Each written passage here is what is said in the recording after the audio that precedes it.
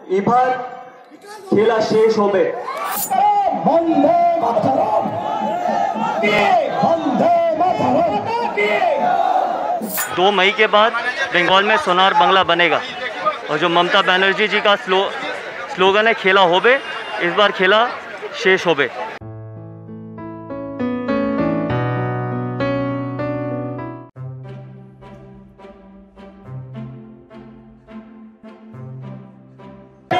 মাননীয় গৌতম গম্ভীর মহাশয়, যিনি ভারতীয় দলের প্রাক্তন ক্রিকেটার এবং আন্তর্জাতিক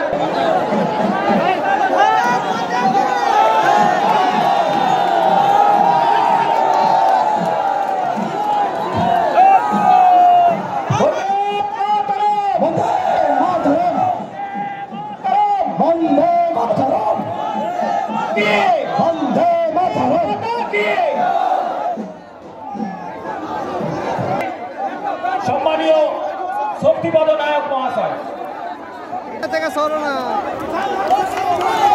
ভারত মাতা কি, ভারত মাতা কি। এবার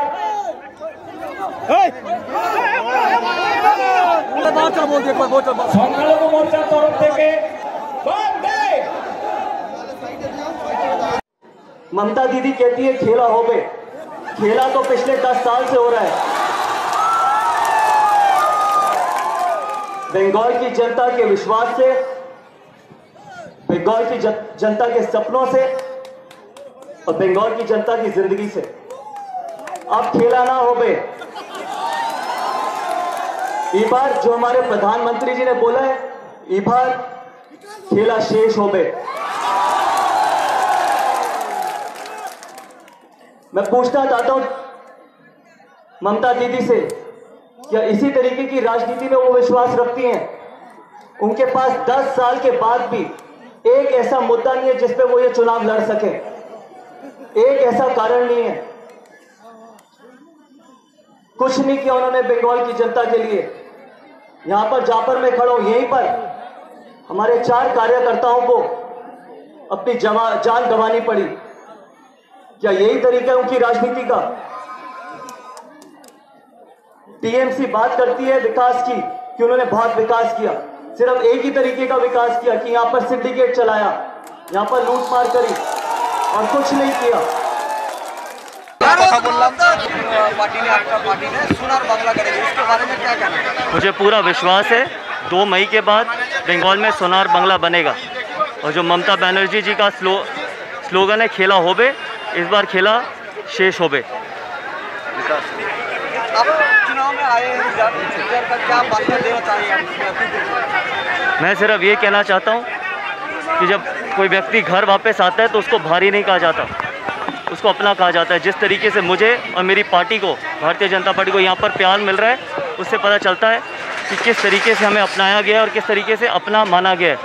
10 साल हो गए ममता दीदी को सीएम बने और उनके पास एक भी मुद्दा नहीं है जिसके ऊपर वो चुनाव लड़ सकें। 10 साल में कोई विकास नहीं हुआ।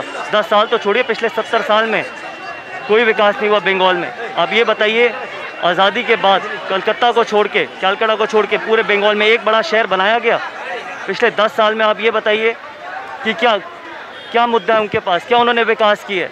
सिर्फ बंगाल को या तो फिर आतंकियों का या फिर गुंडों का अड्डा बनाने की पूरी कोशिश की गई है। तो इसलिए इस बार खेला शेष होबे। गंभीर जी, ममता जी बार-बार आप लोगों को बहिरागत कहता है, इसके बारे में क्या कहता है? बहिरागत, बाहर से आए हैं। वही मैंने उसी का जवाब दिया आपको कि जब कोई व्यक्ति घर वापस आता है, मैं बंगाल वापस नहीं आया, मैं घर वापस आया हूँ। जब व्यक्ति कोई घर वापस आता है तो उसको भारी नहीं अपना कहा जाता है। और भारी वो हैं जिन्होंने पिछले 70 साल से बंगाल की जनता के लिए कुछ नहीं किया, उनके सपनों के साथ विश्वासघात किया है, सिर्फ अपनी सत्ता, अपने आप को सत्ता में वापस लाने के लिए। मैंने अभी आपसे जवाब दिया कि आप मुझे बताइए, आज़ादी के बाद इतना बड़ा बंगाल है, एक कलकत्ता को छोड़ के क्या कोई और बड़ा शहर बनाया गया यहाँ पर? क्या पिछले 10 साल में सिर्फ गुंडागर्दी, आतंकी या फिर घुसपैठियों को अपनी वोट बैंक की राजनीति करने के अलावा ममता दीदी ने क्या किया? 10 साल के बाद भी उनके पास कोई मुद्दा नहीं है कि जिस मुद्दे पे वो लड़ सके चुनाव, इसलिए वो इस तरीके के मुद्दे उठाती हैं। लेकिन 2 मई के बाद सबको पता चल जाएगा कि किसका खेला शेष होबे। आपके बहुत सारे कार्यकर्ता मर गए। इधर के आप लोग सत्ते में आएगा और सरकार काटने के बाद उन लोग के बारे में क्या करेंगे? जिन्होंने ऐसा काम किए उनके खिलाफ कार्रवाई होगी और बिल्कुल सही तरीके से कार्रवाई होगी। क्रिकेट से और कुछ सकता है? क्रिकेट से माहौल ऐसा लगा कि 2 मई को आपको पता चलेगा किस तरीके का माहौल है। 2 मई को सबको पता चल जाएगा कि भारतीय जनता पार्टी की सरकार बनेगी और 200 सीट लेके आएगी भारतीय जनता पार्टी। सर